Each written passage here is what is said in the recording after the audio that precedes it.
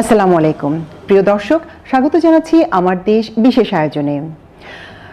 ক্ষমতায় থাকার শেষ চেষ্টা হিসেবে ভারতে পালানোর আগে শেখ হাসিনা ৫ আগস্ট সকালে সে দেশের জাতীয় নিরাপত্তা উপদেষ্টা অজিত দোভালকে ফোন করে ঢাকার উপর দিল্লির হস্তক্ষেপ চেয়েছিলেন। দিল্লির সহায়তা চাওয়ার আগে তিনি দেশে সামরিক শাসন কিংবা জরুরি অবস্থা জারির চেষ্টা করে ব্যর্থ হন, কারণ বাংলাদেশের সেনাপ্রধান সহ শীর্ষ সামরিক কর্মকর্তারা তার প্রস্তাব নাকচ করে দেন। সংশ্লিষ্ট নির্ভরযোগ্য একাধিক সূত্র থেকে এ তথ্য জানা গেছে। অনুসন্ধানে আরও জানা গেছে, শেখ হাসিনার ভারতে পালিয়ে যাওয়ার বিষয়টি খুব গোপনীয়তার সঙ্গে করা হয়। ভারতীয় নিরাপত্তা কর্তৃপক্ষের সঙ্গে শেখ হাসিনার ঘনিষ্ঠ নিরাপত্তা কর্মকর্তারা সমন্বয় করে ৪ আগস্টের মধ্যেই পরিকল্পনাটি তৈরি করেন। পরিকল্পনার সঙ্গে ছিলেন তৎকালীন SSF এর DG major general AKM Nazmul Hasan এবং সেনাবাহিনীর QMG লেফটেন্যান্ট জেনারেল মুজিব। অনুসন্ধানে আরও জানা যায়, শেখ হাসিনা ৪ আগস্ট বঙ্গভবনে রাষ্ট্রপতি মোহাম্মদ শাহাবুদ্দিন চুপ্পুকে ফোন করে জরুরি অবস্থা জারির জন্য প্রস্তুত থাকতে বলেছিলেন। সেনাপ্রধানকে নির্দেশ দিয়েছিলেন গুলিবর্ষণ করে ছাত্র জনতার বিক্ষোভ দমনের। তেমনি বিমানবাহিনী প্রধানকে হেলিকপ্টার থেকে গুলি চালাতেও বলেছিলেন তিনি, কিন্তু শেখ হাসিনার কোনো অভিপ্রায় বা হুকুমই তামিল হয়নি। শেষ পর্যন্ত তাকে প্রাণ রক্ষার জন্য সুটকেস গুছিয়ে ৪৫ মিনিট সময় বেঁধে দেওয়া হয় মাত্র। গণভবনে দুপুরের খাবার রান্না করা ছিল, কিন্তু খাওয়ার সময়ও ছিল না। বিমানবাহিনীর C-130J বিমানে করে ভারতে পালিয়ে যেতে হয়েছে। এ সময় তিনি 14টি সুটকেস সঙ্গে করে নিয়ে যান এবং সুটকেসগুলো ঠিকঠাকভাবে বিমানে উঠেছে কিনা সে ব্যাপারে নিশ্চিত হন। শেখ হাসিনার সঙ্গে বিমানে করে আরও পালিয়েছেন তার বোন শেখ রেহানা, জেনারেল অবসরপ্রাপ্ত তারেক সিদ্দিকী ও তার স্ত্রী এবং একটি শিশু মেয়ে।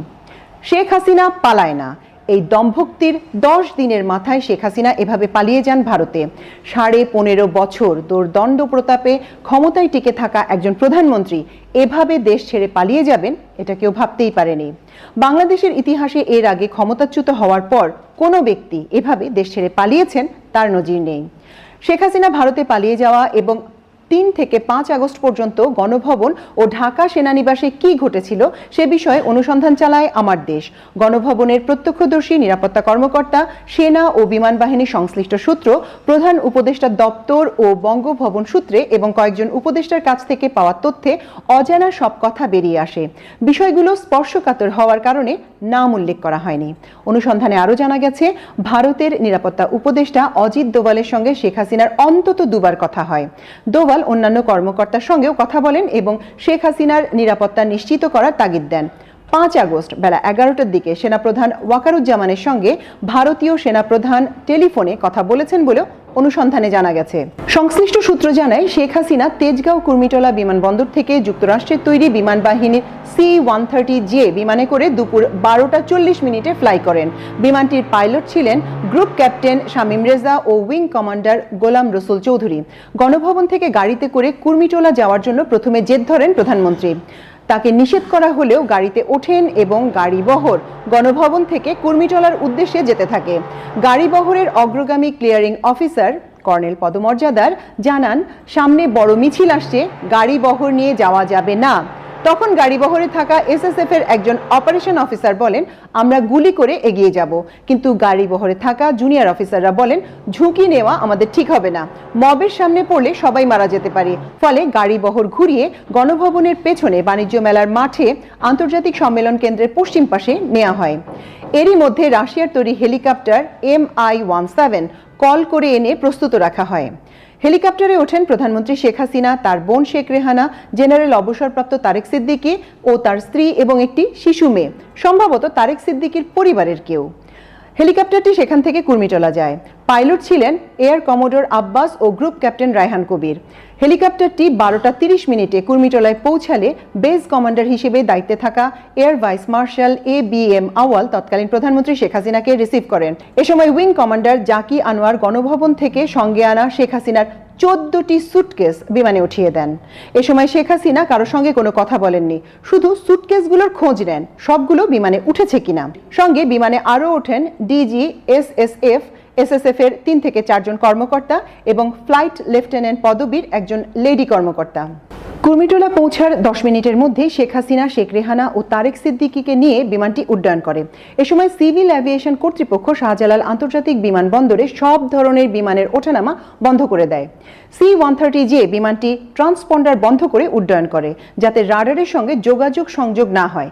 সাধারণত বিমান উড্ডয়ন করে নর্থ বেঙ্গল হয়ে ঘুরে যায়, কিন্তু এই বিমানটি আকাশে উঠে নর্থ বেঙ্গলে না গিয়ে ত্রিপুরা দিয়ে আগরতলার দিকে চলে যায়, যাতে খুব অল্প সময়ে সীমান্ত পার হতে পারে।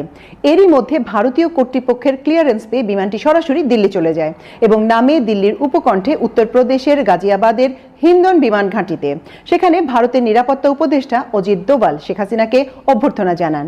জানা গেছে শেখ হাসিনা সেখানেও অজিত দোভালকে ঢাকায় আক্রমণ করতে বলেন। শেখ হাসিনাকে হিন্দন ঘাঁটিতে নামানোর পর রিফুয়েলিং করে বিমানটি কর্মকর্তাদের নিয়ে ঢাকায় ফিরে আসে। গোয়েন্দা সূত্রে জানা গেছে, ভারতের নিরাপত্তা উপদেষ্টা অজিত দোভাল এর আগেও দফায় দফায় ঢাকায় এসেছেন। বিশেষ বিমানে করে তিনি আসতেন, গণভবনে যেতেন, কিন্তু তার আসা যাওয়ার কথা গোপন রাখা হতো।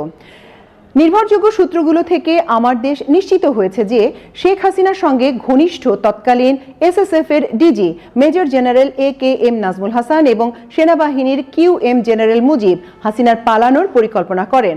জেনারেল অবসরপ্রাপ্ত তারেক সিদ্দিকী এ ব্যাপারে ভারতের নিরাপত্তা উপদেষ্টা অজিত দোভালের প্রয়োজনীয় গাইডলাইন নেন।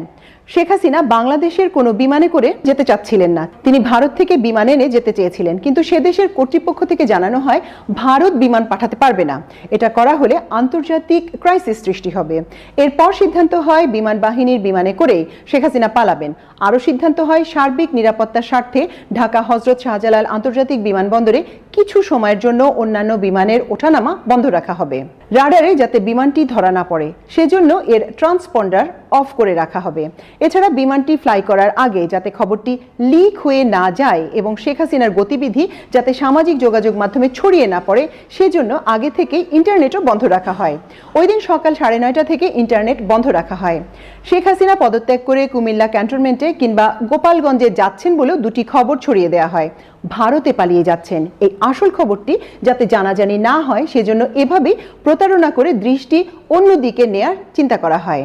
গণভবনে 4 আগস্টের রাত্রি ছিল খুবই উত্তেজনাপূর্ণ ও ভয়ঙ্কর। এই